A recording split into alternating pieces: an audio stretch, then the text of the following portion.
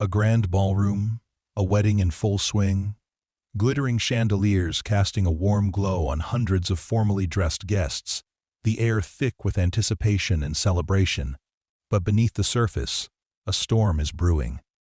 Our focus narrows to a secluded restroom, where a bride in a breathtaking white gown is not radiating joy, but is hunched over a sink, tears streaming down her perfectly made-up face, her carefully constructed composure shattered, and a young waitress, unnoticed by the jubilant crowd, walks in to find this heartbreaking scene unfolding, little knowing that her simple act of kindness and whispered words of comfort will unravel everything this day is supposed to represent, and set in motion a chain of events that will lead her down an unexpected path. Before we carry on, please hit the subscribe button to make my day, and let me know where you are watching from in the comments. Sophie balanced the tray laden with half-empty champagne flutes, navigating the throng of wedding guests with practiced ease, her smile fixed yet genuine, a seasoned performer in the theater of grand celebrations, her dark hair pulled back neatly, revealing kind eyes that missed little despite the orchestrated chaos around her. The wedding of Amelia Hayes, the city's darling socialite, to Julian Davenport, a renowned architect, was the event of the season, a spectacle of wealth and supposed happiness unfolding at the prestigious Grandview Manor, and Sophie, like the rest of the catering staff, was part of the seamless backdrop, ensuring every need was met.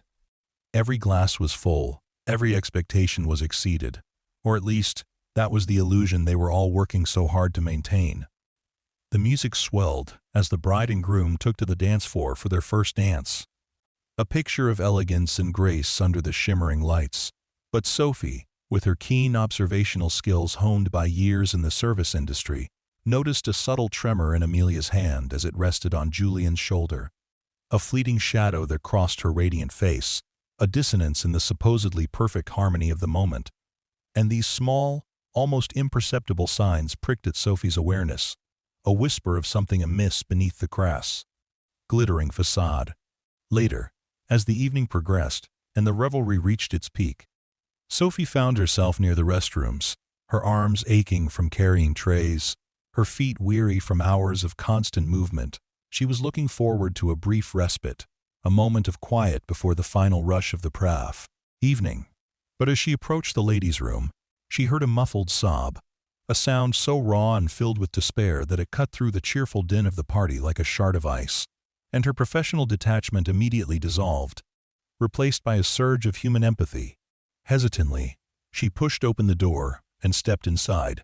The opulent powder room, with its marble countertops and gilded mirrors, was empty except for the figure slumped against the far wall, a vision in ivory lace, the bride herself, Amelia, her face buried in her hands, her shoulders shaking with uncontrollable sobs, the elaborate veil askew, a single diamond earring dislodged and lying forgotten on the polished floor.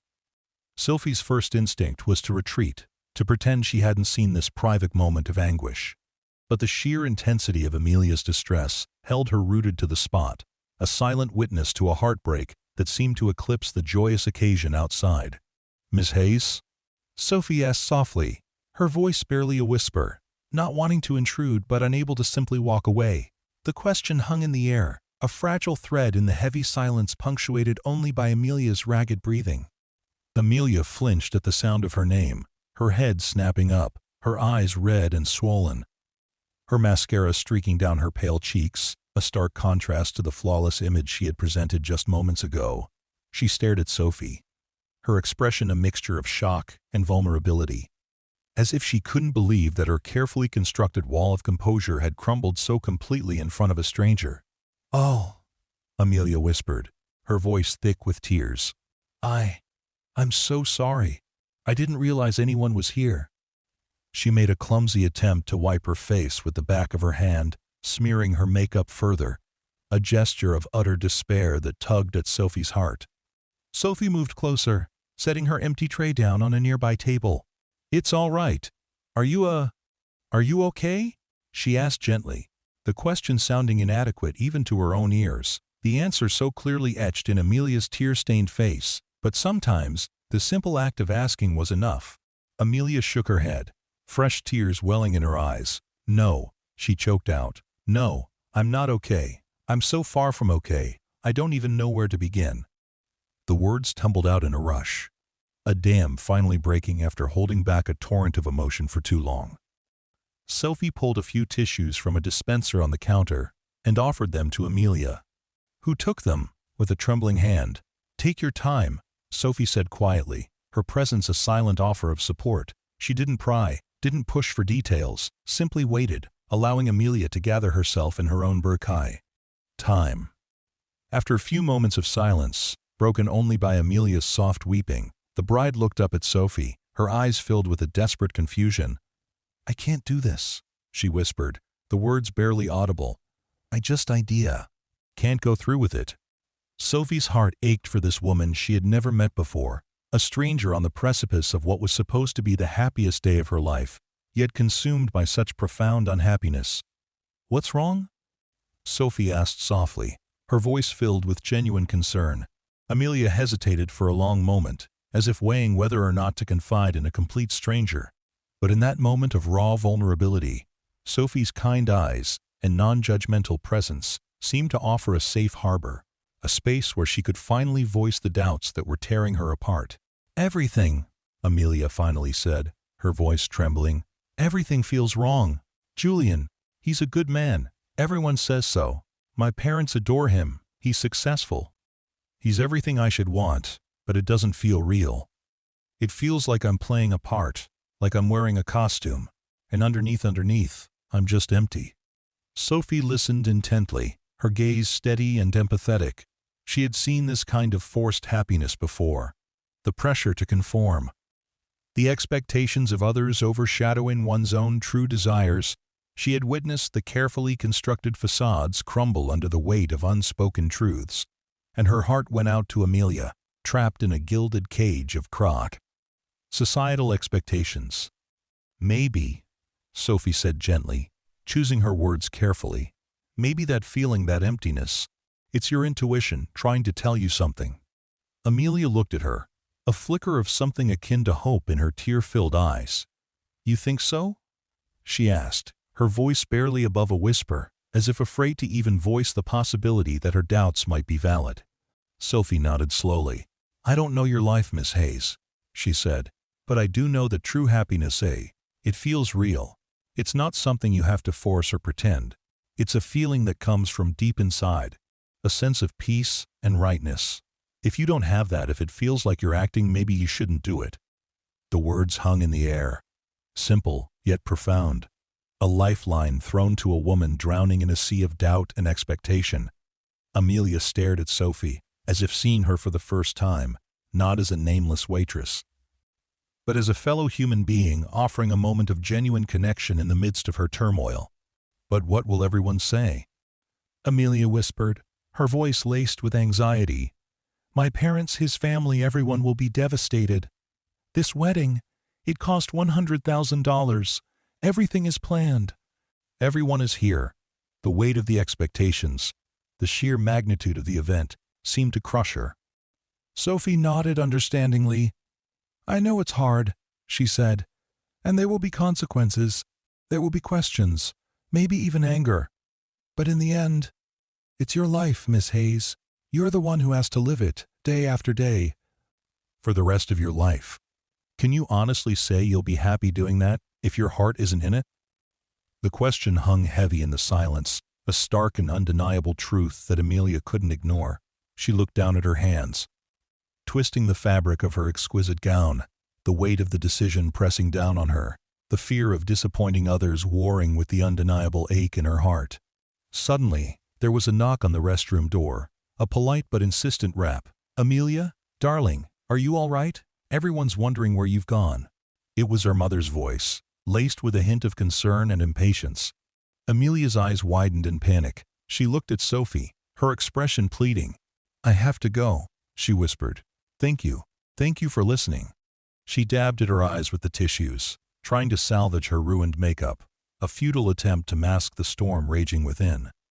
Sophie nodded, stepping back to give Amelia some space. "Take your time," she repeated gently, "and remember what feels real." Amelia took a deep breath, trying to compose herself, and opened the door, her mother's anxious face immediately appearing in the doorway. "Amelia! There you are! What on earth were you doing? You can't just disappear like that on your wedding day." Amelia managed a weak smile. I just needed a moment," she said, her voice still slightly shaky. "I'm fine now, Mother." Her mother looked at her skeptically, her eyes scanning Amelia's face, noticing the redness around her eyes, the smudged mascara. But the throng of guests waiting outside, the carefully orchestrated schedule of the event, seemed to take precedence over her daughter's distress. "Well, hurry up, darling. Everyone is waiting for the cake cutting." She took Amelia's arm and steered her out of the restroom, back into the glaring spotlight of the wedding reception. Sophie watched them go, a knot of worry tightening in her stomach. She knew that Amelia's troubles wouldn't magically disappear with a touch-up of makeup and a forced smile. The seed of doubt had been planted, and she wondered if Amelia would have the courage to nurture it, to listen to her own inner voice, even in the face of such immense pressure. The rest of the evening passed in a blur. For Sophie, she went through the motions of serving drinks and clearing plates, her mind preoccupied with the image of Amelia's tear-streaked face, the raw vulnerability in her eyes. She found herself scanning the crowd, looking for the bride, trying to gauge her demeanor, but Amelia remained composed, a porcelain doll going through the motions, her smile bright but unconvincing, her laughter forced and hollow, and Sophie couldn't shake the feeling that a tragedy was unfolding beneath the surface of this lavish celebration. Later that night, as the last of the guests departed and the catering staff began the arduous task of cleaning up, Sophie overheard snippets of hushed conversations, whispers of tension between the bride and groom during their toasts, a coolness in their interactions that hadn't been apparent earlier, and as Sophie wiped down tables and collected discarded favors, she couldn't help but feel a sense of unease, a premonition that the story of this seemingly perfect wedding was far from over. 2 days later, Sophie was working her usual shift at the Daily Grind, a cozy little cafe tucked away on a quiet side street, the aroma of freshly brewed coffee and warm pastries filling the air, a welcome contrast to the opulent but ultimately unsettling atmosphere of the wedding. She was serving a regular customer, Mrs. Gable, a sweet elderly woman who always ordered a cappuccino and a blueberry muffin when she heard the news. "Did you hear about the Hayes wedding?" Mrs. Gable asked, her eyes wide with gossip. "Apparently, it was called off, right after the first dance. Can you imagine the scandal?" Sophie's hand froze mid-pour. Her heart skipped a beat. "Called off?" she repeated, trying to keep her voice neutral. "What happened?" "No one seems to know for sure," Mrs. Gable said, leaning closer conspiratorially. "Some say the bride had a sudden change of heart. Others are whispering about a secret lover. It's all very hush-hush. But the word is, the wedding is off, the engagement is over, and the Hayes family is absolutely mortified." Sophie felt a wave of conflicting emotions wash over her, shock, relief, and a strange sense of responsibility. She thought back to her conversation with Amelia in the restroom, her whispered words of doubt, her raw unhappiness. Had she somehow played a part in this dramatic turn of events? The next few days were filled with speculation and rumors in the local news and among Sophie's customers. The Hayes Davenport wedding had become the talk of the town, a cautionary tale of a seemingly perfect union that had imploded spectacularly. Sophie kept her own counsel, not mentioning her brief encounter with the bride, her words of comfort remaining a private memory. Then, one particularly quiet afternoon, when the cafe was almost empty, the bell above the door chimed, and a man walked in. Sophie glanced up, her hand reaching for a menu, and her breath caught in her throat. Standing in the doorway was Julian Davenport, the groom who hadn't gotten married. He looked different from the composed and confident figure she had seen at the wedding. His tailored suit slightly rumpled, his eyes shadowed with fatigue and a hint of something else, something that looked almost like vulnerability. He scanned the cafe, his gaze eventually landing on Sophie, who was wiping down several. The counter. Their eyes met for a brief, charged moment, and then he walked towards her. "Excuse me," he said, his voice a low rumble, tinged with a weariness that belied his usually polished demeanor. "Are you Sophie?" Sophie nodded, a little surprised that he knew her name. Yes, I am. Can I help you? He hesitated for a moment, as if unsure how to proceed. Then he reached into the inside pocket of his jacket and pulled out a folded piece of paper. He unfolded it carefully and placed it on the counter in front of Sophie. Her name scrawled across the front in elegant handwriting.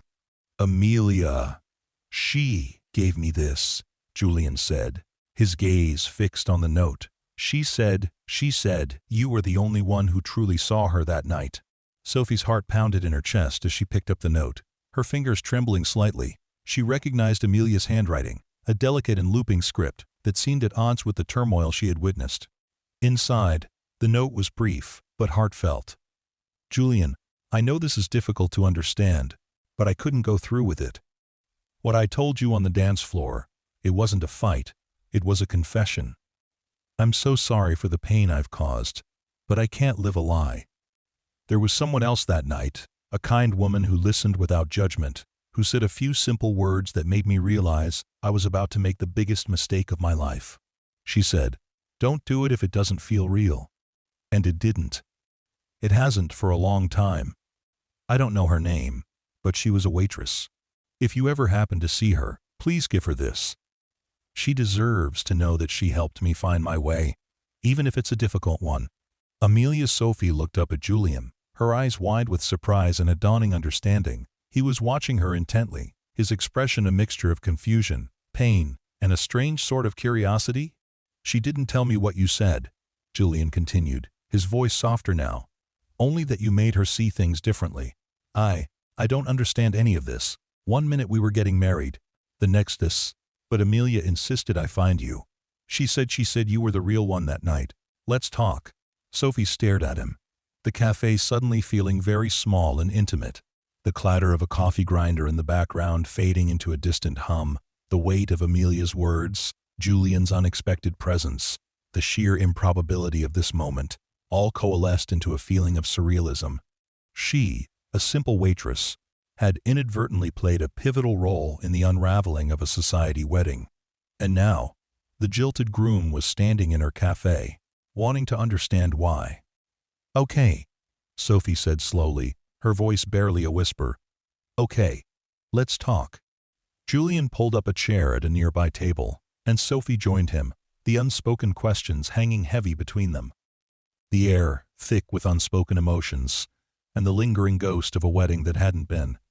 And as they began to talk, Sophie recounting her brief but impactful conversation with Amelia, and Julian sharing his own bewilderment and hurt, neither of them could have imagined the unexpected path their conversation would take, the secrets that would be revealed, and the surprising connection that would begin to form between them amidst the wreckage of a broken engagement. The encounter in the restroom had been a catalyst, a moment of unexpected honesty that had shattered a carefully constructed illusion. And now, in the quiet corner of a small cafe, the real story was about to begin. Sophie slid into the chair opposite Julian, the worn wood of the cafe table feeling solid and real beneath her elbows, a stark contrast to the ethereal, almost dreamlike, quality of the last few days. The air between them was thick with the scent of coffee and the weight of 1,000 unspoken questions. Julian looked down at his hands, which were clasped tightly on the table, the knuckles white. He was a man accustomed to being in control, to designing structures that stood firm and tall, yet his own life's architecture had just been spectacularly demolished. I don't even know where to begin, he said, his voice low and strained. He finally looked up, and Sophie was struck by the raw confusion in his eyes. They weren't angry or accusatory, just lost. One moment, I'm standing at the altar, looking at the woman I'm about to spend my life with. The next, during our first dance, she leans in and tells me she can't breathe. Sophie's breath hitched. That was what Amelia had said to him. It was a confession disguised as a dance floor whisper. Julian continued, his words a slow, painful excavation of memory. I thought it was just nerves. The wedding was huge, our families, there was so much pressure. I told her it would be okay, that we just had to get through the night. I thought that's what you did. You got through things. He gave a short, bitter laugh that held no humor. But she looked at me, really looked at me, and said, "It's not the night, Julian. It's the morning after, and all the mornings after that. And then she just walked away. He described the chaotic aftermath, the frantic whispers from his mother, the stony silence of Amelia's father, the surreal experience of standing in a room full of people celebrating a marriage that had already ended. He had been so focused on managing the fallout, on protecting the family names, that he hadn't had a moment to process the emotional impact. Now, sitting in this quiet cafe, the dam was finally breaking. And then her note, he said, gesturing to the piece of paper still on the table. She talks about you, a waitress. She said you were the real one that night. What does that even mean? What did you say to her? Sophie took a careful breath, choosing her words with the same gentleness she had offered Amelia. I didn't say much, she began softly. I found her in the restroom. She was crying. She said she felt what she was playing a part, that none of it felt real to her. Sophie recounted the scene, the opulent bathroom, the bride's tear-streaked face, the overwhelming sense of unhappiness that radiated from her. She felt trapped, Sophie explained. Trapped by expectations, by the cost of the wedding, by what everyone else wanted for her. All I did was listen. And when she asked what she should do, I told her what I believe, that if something as important as marriage doesn't feel real, you shouldn't do it. That her own feelings, her own intuition, mattered more than anything else. End quote. Julian listened, his gaze fixed on her face, his expression shifting from confusion to a dawning painful understanding. He wasn't just hearing about Amelia's feelings, he was finally processing them. She tried to tell me, he murmured, almost to himself. Weeks ago, we were looking at blueprints for the house we were building. I was so excited about the design, the materials, the sightlines. She was quiet. When I asked what was wrong, she said, "It's a beautiful house, Julian, but I can't picture myself living in it." I told her she was just overwhelmed. I bought her a bracelet the next day. I thought I could fix it with things. The admission hung in the air, a stark confession of miscommunication and missed signals. He had been designing a life, a perfect structure, but he had forgotten to ask if his partner truly wanted to live inside it. Sophie felt a pang of empathy for him. He wasn't a villain. He was just as much a product of his environment as Amelia was. An environment where success was measured in square footage and stock portfolios, where feelings were inconvenient variables to be managed, not explored. Sometimes, Sophie said, her voice gentle, we get so caught up in building the life we think we're supposed to have, we forget to ask ourselves if it's the life we actually want. She spoke from a place of deep personal knowledge. Years ago, she'd been in a relationship that looked perfect on paper. He was a steady, reliable man with a good job and a clear 5-year plan. Her parents had loved him. But with him, she felt her own colors fading to gray. She had felt her own dreams of being an artist, of living a life less predictable, being quietly shelved in favor of a more sensible future. The breakup had been messy and difficult, but the feeling of breathing freely again, of reclaiming her own identity, had been worth it. I'm an architect, Julian said, as if that explained everything. I create order out of chaos. I design spaces for people to live in. My own life, it was supposed to be my greatest project. Perfect. Flawless. He looked around the cafe, at its mismatched chairs, the local art on the walls, the comfortable, lived-in atmosphere. This place, it's not perfect. It's a little chaotic, but it feels real. His use of that word, real, echoed Amelia's note and Sophie's advice. It was the central theme of this entire unraveling. For the first time, a genuine, unforced smile touched Sophie's lips. That's why I like working here, she said. The people are real. The stories are real. The coffee is pretty good too. He managed a faint smile in return. The tension in his shoulders seemed to ease slightly. They sat in a comfortable silence for a moment, the initial awkwardness replaced by a strange, shared understanding. They were two strangers, brought together by the emotional wreckage of a third person, finding a moment of quiet truth amidst the noise. Thank you, Julian said finally, his voice sincere, for being honest with me, and for being kind to her. It seems like she needed that. Everyone deserves a little kindness, Sophie replied simply. He stood up, pulling his wallet out. "Let me pay for whatever you are going to have." "It's on the house," Sophie said, shaking her head. "Consider it a consultation fee." The corner of his mouth twitched upwards again. He put his wallet away and lingered for a second. "Sophie," he said, testing her name on his tongue. "I feel like my whole world has been tilted off its axis. I need to figure things out. But your perspective, it's a lot clearer than anyone else's right now." He paused. "Maybe could we talk again sometime? Not about this, just talk." The request surprised her. It was open-ended, devoid of the pressure and expectation that had defined his life until now. It was just a simple, human request for connection. "I'm here most afternoons," Sophie said. "You know where to find me." He nodded, a silent promise passing between them, and then he turned and walked out of the cafe, the bell chiming softly behind him. Sophie watched him go, a tall, lonely figure disappearing into the afternoon crowd. She felt a strange sense of clarity. Her simple words in the restroom had been a stone tossed into a still pond, and the ripples were spreading further than she could ever have imagined. She had helped Amelia find the courage to step off a path that wasn't hers, and in doing so, she had inadvertently set Julian on a new, uncertain journey of his own. And now, strangely, she felt like her own path had been subtly altered as well. The quiet predictability of her life suddenly felt charged with a new and unexpected potential. In the week that followed, Sophie's life returned to its normal rhythm, but her thoughts often drifted back to the grand wedding and its quiet implosion. At work, she would catch herself glancing at the door every time the bell chimed, a small, unbidden flutter of anticipation in her chest.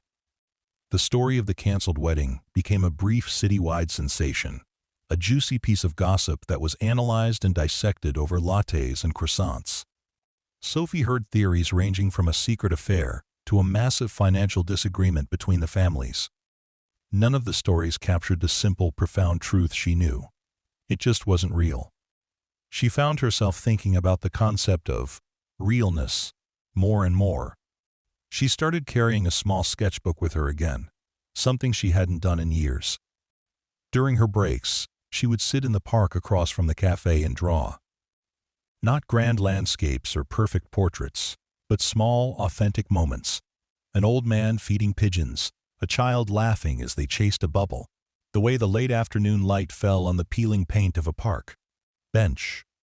She drew the faces of her customers, trying to capture the stories etched in their wrinkles and the light in their eyes. It felt good. It felt like reconnecting with a part of herself she had put on hold, the part that saw the world not as a series of obligations, but as a canvas of infinite, beautiful details. Meanwhile, Julian was navigating the surreal landscape of his new reality. The first few days were a blur of difficult phone calls. He spoke with his parents, who were oscillating between fury and embarrassment. He dealt with vendors, negotiating refunds and cancellation fees for a honeymoon in the Maldives that would never happen. The $1 million house he had been building, a monument to a future that no longer existed, stood half-finished, a skeleton of wood and steel against the sky. He had one more conversation with Amelia. It was short, civil, and devastatingly final. She had called him from an airport. She was going to Florence, she said. Not for a holiday, but to study art history, something she had secretly dreamed of doing since she was a teenager. "I'm sorry, Julian," she had said, her voice clear and steady over the phone. "I'm sorry for the way it happened, but I'm not sorry that it did. I feel like I can finally breathe." He didn't know what to say. The anger he thought he would feel wasn't there. In its place was a hollow emptiness, and a strange, grudging respect for her courage. She had broken free. He, on the other hand, was left standing in the ruins of their shared prison, driven by a need to understand. He did something he hadn't done in over a decade. He drove out of the city, leaving the sleek towers of glass and steel behind, and headed towards the coast. He went to the small town where his grandfather, a boat builder, had lived. As a boy, Julian had spent his summers there, smelling the salt and sawdust, watching his grandfather's gnarled hands transform wood into something beautiful and seaworthy. His grandfather's old workshop was still there, dusty and silent, filled with the ghosts of half-finished projects. Julian ran his hand over a wooden hull, its curves smooth and elegant. His grandfather had never used blueprints. He had built by feel, by instinct, by a deep, innate understanding of the wood and the water. His boats weren't just structures. They had soul. They felt real. Standing in that dusty workshop, Julian had an epiphany. For years, he had been praised for his technical brilliance, his precision, his ability to create imposing, modern structures that won awards and graced the covers of magazines. But when was the last time he had designed something with soul? When was the last time he had felt that thrill of pure creation he'd watched on his grandfather's face? He realized, with a startling clarity, that he had become a master of building impressive facades, both in his career and in his life. Amelia hadn't been the only one playing a part. He had been playing one too. The successful architect, the perfect fiancé, the man who had it all. He spent the rest of the day by the sea, walking along the beach, letting the cold spray wash over him. He thought about Sophie, the waitress in the cozy cafe. She wasn't living in a glass tower or attending society galas, but she seemed more grounded, more at peace with herself than anyone he knew. She hadn't offered him solutions or platitudes. She had simply offered him a different way of seeing, authenticity, realness. It was a concept he was only just beginning to grasp, a week after their crass first meeting. Julian walked back into the daily grind. Sophie was at the counter, sketching in her notebook, a small, focused smile on her face. She looked up when the bell chimed, and her smile widened when she saw him. He looked different. The weariness was still there in the lines around his eyes, but it was tempered by something else, a quiet determination. He was no longer just the jilted groom. He was a man searching for a new map. "Hi," he said, his voice softer than before. "Hi," she replied, closing her sketchbook. "Rough week?" He let out a long breath. "You have no idea. But it's been clarifying." He gestured towards the chair he had sat in before. "Is it okay if I?" "Of course. Of course," she said. She poured him a cup of coffee without asking and brought it over to the table, along with a slice of the lemon poppy seed cake she knew was the best thing they had that day. It was a simple, thoughtful gesture that felt more welcoming than any formal greeting. They didn't talk about the wedding this time. Instead, he asked about her drawings.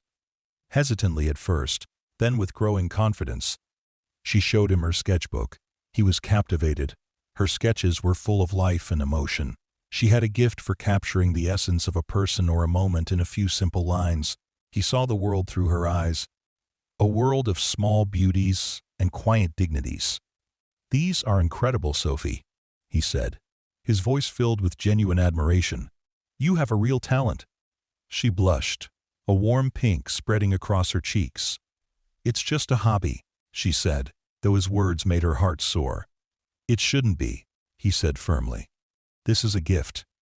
She then asked him about his work. He found himself telling her not about his latest high-rise project, but about his grandfather's workshop, about the feeling of wood and salt, about the soul he felt was missing from his own designs. He talked about a secret dream he'd harbored for years, to design affordable, beautiful community spaces, parks, and libraries. Places that brought people together, instead of just housing them. It was a dream he had long since dismissed as impractical, unprofitable. "Why is it just a dream?" Sophie asked, her gaze direct and searching. "Because it's not what Davenports do," he said, the old script reasserting itself for a moment. "We build monuments. We create legacies of steel and glass." "Whose legacy?" she asked quietly. "Yours or your family's?" The question hit him with the force of a physical blow. It was the same fundamental challenge she had given Amelia, the same question at the heart of his own identity crisis. Who was he, really, underneath the expensive crash suit and the prestigious name? They talked for hours, until the afternoon sun slanted low through the windows of the cafe, and the other customers had drifted away. It was the most honest conversation Julian had had in his adult life. With Sophie, he didn't feel the need to perform. He could be uncertain, confused, even a little broken. And she didn't try to fix him. She just listened, and in her quiet, accepting presence, he felt a profound sense of relief. He was seeing himself more clearly, and he was also seeing her, not just as the kind waitress, but as a wise, talented, and deeply genuine woman. A connection was forming between them, quiet and tentative, but rooted in the fertile ground of shared vulnerability and a mutual search for something real. When he finally left that evening, the air between them was charged with a new energy. It wasn't just about Amelia anymore. It was about them. As he walked away from the warm glow of the cafe, Julian felt a flicker of something he hadn't felt in a very long time. Hope. The path ahead was still uncertain, but for the first time, he felt like he might be heading in the right direction. And he had a feeling that, somehow, Sophie was going to be an important part of that journey. He knew, with a certainty that settled deep in his bones, that he would be back, not just for the coffee, but for the clarity and the feeling of realness he only seemed to find when he was with her. The old blueprints of his life had been torn to shreds, and now he was ready to start drawing a new one, true to his word. Julian started drawing a new blueprint for his life, and the first line he drew was a bold, decisive stroke through his past. He walked into a board meeting at his prestigious firm, Davenport Sterling, the following Monday, and formally withdrew from the lead architect role on the upcoming Phoenix Tower project. It was the most anticipated skyscraper development in the city, a $1.2 billion glass and steel behemoth that was meant to be the crowning achievement of his career thus far. The room, filled with men in expensive suits who had known him since he was a boy, fell into a stunned silence. His father, Alistair Davenport, who chaired the board, stared at him as if he had grown a second head. "Have you lost your mind?" Alistair's voice was a low, dangerous growl that had cowed lesser men for decades. "No," Julian replied, his voice calm and steady in a way that surprised even himself. "I think I've just found it." He explained that he wanted to shift his focus, to pursue projects with more community value, with more soul.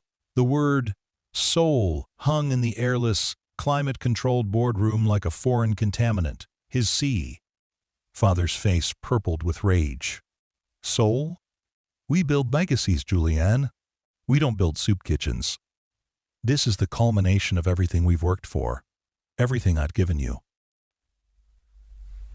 The tirade continued, a storm of accusations about duty, family, and reputation. It ended with a sharp, cutting question. "This has something to do with that girl, doesn't it? The waitress. I heard you were seen with her. Are you really going to throw away your entire future for some fleeting infatuation?" In the past, that accusation would have found its mark. It was designed to shame him, to trigger his ingrained sense of duty and propriety. But hearing it now, Julian felt only a profound sense of detachment. His father wasn't angry about the firm or the legacy. He was angry about losing control. "Her name is Sophie," Julian said, his voice even. "And she has more integrity in her little finger than this entire board has combined. But this isn't about her. It's about me. I don't want to build the Phoenix Tower. I don't want to spend my life creating empty monuments for people I don't respect. And I won't do it." He placed his keycard and resignation letter on the polished mahogany table, turned, and walked out, leaving a room of sputtering, incredulous men in his wake. The door clicked shut behind him, a sound of finality, a sound of freedom. That same afternoon, Sophie stood in front of a small, independent art gallery called Easel Iron. The windows displayed challenging, vibrant pieces from local artists. For days, Julian's words had echoed in her mind. "It shouldn't be a hobby. This is a gift." It was the first time someone outside of her small circle of friends had seen her art and recognized its value, not just as a pleasant pastime, but as a serious talent. With a deep breath that did little to calm the frantic beating of her heart, she pushed open the gallery door. The space was quiet and smelled of oil paint and turpentine. A woman with sharp, intelligent eyes and a streak of silver in her dark hair looked up from behind a counter. "Can I help you?" the woman asked. My name is Sophie," she stammered, clutching her portfolio to her chest like a shield. "I'm a local artist. I was wondering if you ever review portfolios from new artists." The woman, whose nameplate read Eleanor Vance, gave her a discerning look. "We do," she said, her tone professional but not unkind. "But we have a very long waiting list." Sophie's heart sank. "Oh, okay, I understand." She started to turn away, the familiar sting of rejection already welling up. "But," Eleanor added, holding up a hand, "I always have 5 minutes to look. What have you got?" Surprised, Sophie fumbled with the ties on her portfolio and laid it on the counter. She opened it to the first page. A charcoal sketch of Mrs. Gable, her elderly regular, her face a beautiful map of wrinkles, her eyes bright with a recent piece of gossip. Sophie flipped through the pages, revealing her collection of small captured moments. The intense focus of the barista as he perfected a latte art heart, the unadulterated joy on a child's face, the quiet companionship of an old couple on a park bench. Eleanor was silent, her sharp eyes missing nothing. She didn't offer effusive praise. Instead, she looked at the details, the way Sophie used shadow and line to convey emotion, the narrative quality of each simple scene.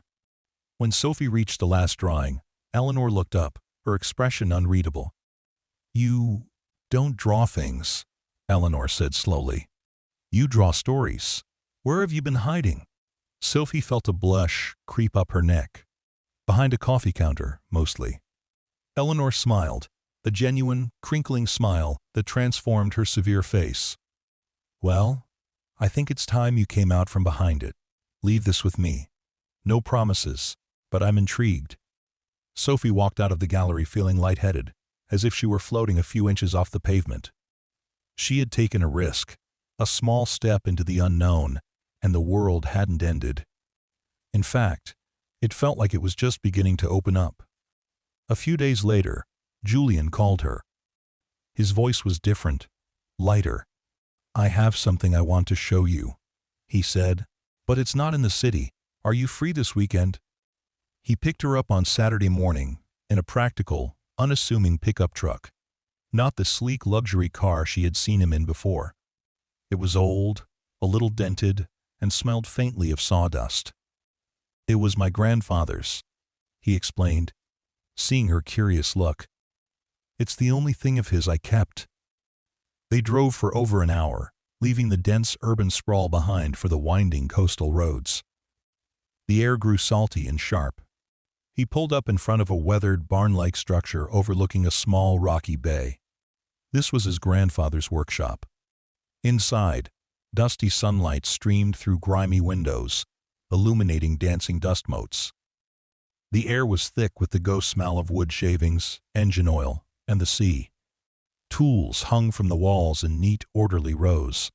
A half-finished wooden boat rested on stalks in the center of the room, a beautiful, sleeping thing. "This is it," Julian said quietly. "This is where I learned what it means to build something real." He showed her around, his hands brushing over the smooth, curved planks of the boat. He pulled out a dusty crate filled with old drawings, not crisp architectural blueprints, but free-flowing sketches of hulls and sails, drawn on scraps of paper and cardboard. He then showed her another, smaller portfolio. It was his own, from when he was a teenager.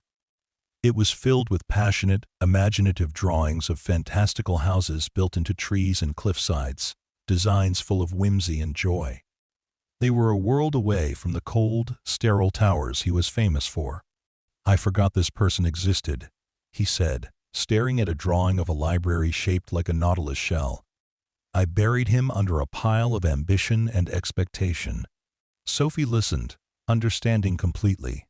They were two sides of the same coin. He had buried his passion for artful design under a career of commercial success, while she had hidden her artistic talent behind a practical, safe job.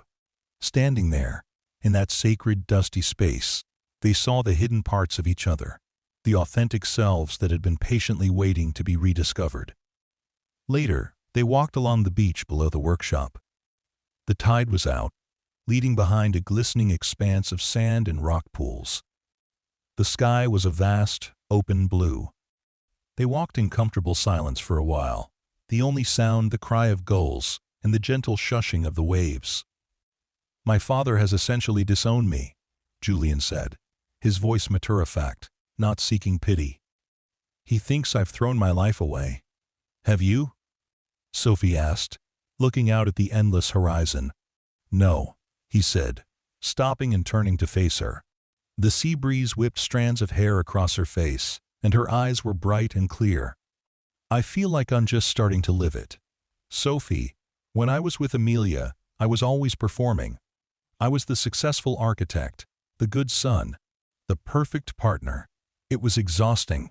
With you, I don't have to be anyone. I can just be Julian, a guy who is completely lost and trying to find his way." End quote. "I like that guy," she said softly. "He's much more interesting than the one on the magazine covers." He smiled, a real unburdened smile that reached his eyes.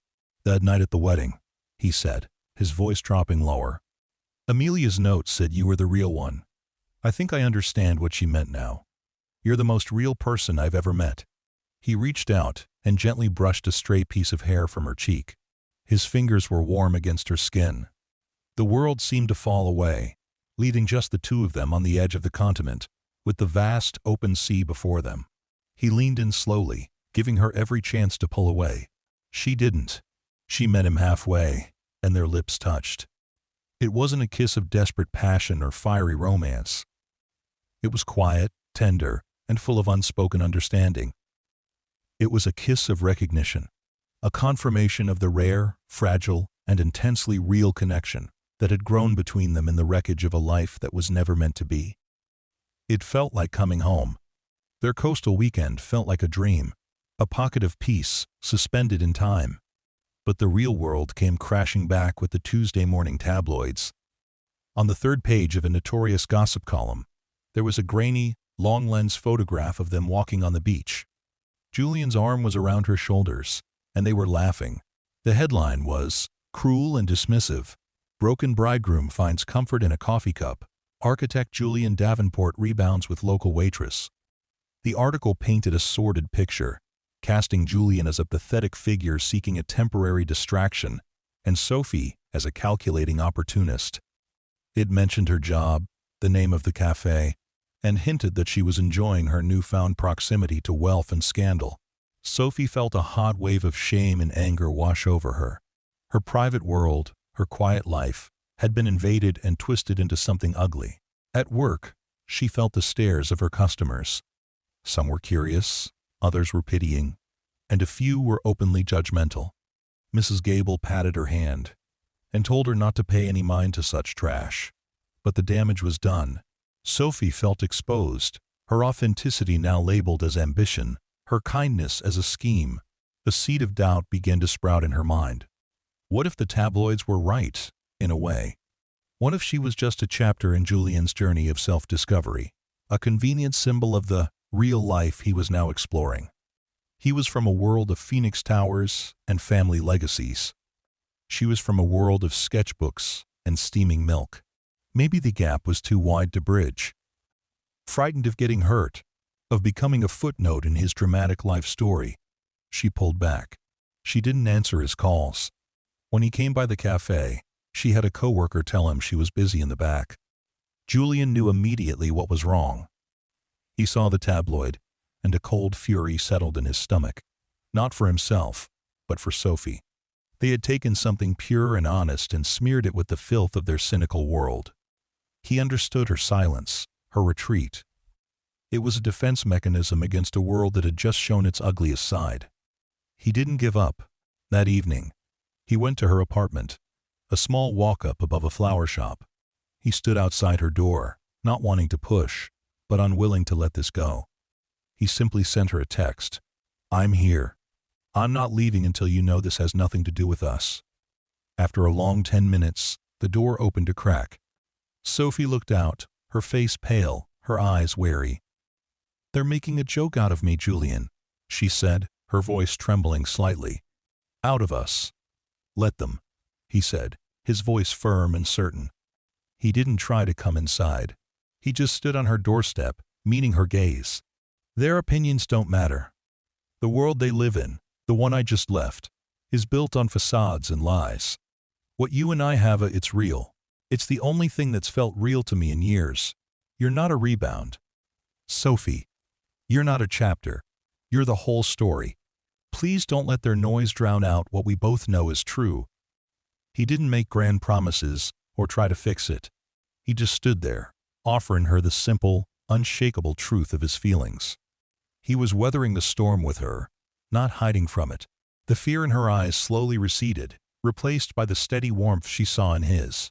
She opened the door wider and let him in. The next day, Julian took a definitive step. Instead of issuing a denial or a statement, which would only add fuel to the fire, he did something far more powerful. He officially incorporated his new firm, Davenport Community Design, and his first announced project, funded by the sale of his city penthouse and luxury car, was the design and construction of a new public library for the coastal town of North Haven, his grandfather's town. The press release focused solely on the project's goals: to create an accessible, beautiful space for learning and community. There was no mention of his personal life. By refusing to engage with the gossip and instead focusing on his work, his real work, he rendered the tabloids irrelevant. A week later, Sophie got a call from Eleanor Vance. The gallery wanted to offer her a solo exhibition. They wanted to feature her portfolio in its entirety. The title of the show was Sophie's Idea, Real. Months flew by in a whirlwind of creative energy and quiet determination. Julian threw himself into the library project, his designs reflecting the soul and beauty of his grandfather's boats, all warm wood, curving lines, and natural light. Sophie worked tirelessly on her exhibition, creating new pieces that captured the vibrant, messy, beautiful truth of the world around her. They built their relationship out of the spotlight, on quiet evenings in her small apartment, on dusty weekend trips to the construction site in North Haven, on a foundation of mutual respect and shared dreams. The grand opening of the North Haven Public Library took place on a bright, crisp autumn afternoon. The building was stunning. It wasn't an imposing monument. It was a warm embrace. It curved gently around a small garden, its large windows inviting the outside in. Inside, the main reading room was shaped like the inside of a ship's hull, a soaring space of wood and light that made you want to whisper and dream. The whole town had turned out. There were no society reporters or gossip columnists, only local families, excited children, and proud townspeople. Julian wasn't giving speeches or cutting ribbons. He and Sophie stood off to the side, near a large window, just watching. On the walls of the main hall hung Sophie's artwork. Her real exhibition had been so successful that the library board had commissioned her to create a permanent installation. Her sketches of everyday people and quiet moments now adorned the walls of this new public heart of the community. A young girl ran past them, her arms full of books, her face alight with pure joy. Sophie squeezed Julian's hand. He looked down at her, his eyes full of a love that was calm, deep, and unwavering. The journey had been tumultuous and unexpected. It had started with a sobbing bride, a whispered piece of advice, and a broken engagement. It had led them through public scandal and private doubt. But it had brought them here, to this quiet moment of shared triumph. "It's beautiful," Sophie whispered, looking at the library, at the people filling it with life. "It's real," Julian replied, his voice soft. They hadn't found a perfect, glossy magazine cover life. They had built something better. Something strong, authentic, and filled with soul. A life that felt, in every possible way, real. And in the quiet hum of the library, surrounded by stories waiting to be read, they knew their own was just getting started.